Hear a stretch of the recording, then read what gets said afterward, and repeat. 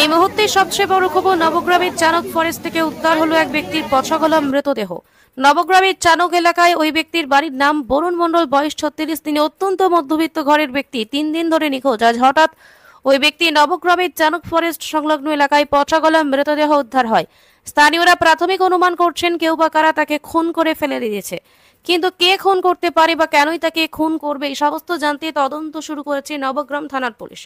Police সূত্রে জানা যায়, ব্যক্তি যখন নিখোঁজ হয় তখন তার পরিবার নবগ্রাম থানাতে জিডি করে। তারপর থেকে নবগ্রাম থানা পুলিশ খোঁজ চালাতে থাকে ওই ব্যক্তির। অবশেষে নবগ্রামের চানক ফরেস্ট সংলগ্ন এলাকায় উদ্ধার হয় ওই ব্যক্তির পচাগলা দেহ। ইতিমধ্যে এই ঘটনাকে কেন্দ্র করে শুরু হয়েছে ব্যাপক উত্তেজনা। আবারও জানিয়ে রাখি, নবগ্রামের চানক ফরেস্ট সংলগ্ন এলাকায় এক ব্যক্তির পচাগলা মৃতদেহ উদ্ধারকে ঘিরে চাঞ্চল্য এলাকা জুড়ে। নবগ্রাম থেকে অসিত ফুলমালির রিপোর্ট, সময় বার্তা। ঘটনাটা ঘটেছিল যে পরশুদিন থেকে নাকি নিখোঁজ ছিল হঠাৎ করে।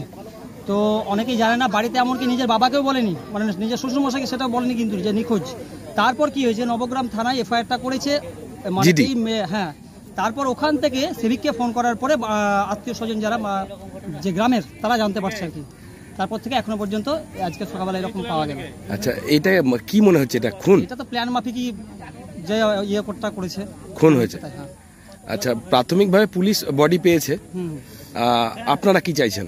অবশ্যই মেয়েটার শাস্তি অবশ্যই ভালো সুস্থভাবে যেন এটা হয়। কে খুন করেছে সেটা তো বলতে পারবো না, সেটা তো জানি না অতটা, ধরুন তদন্ত হোক। আচ্ছা, তারপর তো অবশ্যই জানা যাবে। কোথায় বডি পাওয়া গেল? এই তো চানক ফরেস্ট একটা ফার্ম আছে মুরগির, ওই ফার্মের পাশেই পাওয়া গেছে। 2 দিন ধরে নিখোঁজ ছিলেন? হ্যাঁ। যে মারা গেছে রাত্রে 11টা থেকে তাই বলছে, মানে মেয়েটা আদৌ জানে নাকি 11টা থেকে বা কত থেকে সেটা জানা যায়নি। আপনারা মূলত দোষীদের শাস্তি চান? অবশ্যই। আপনার নাম? আমার নাম বাবাই মণ্ডল। বাড়ি? বাড়ি চানক।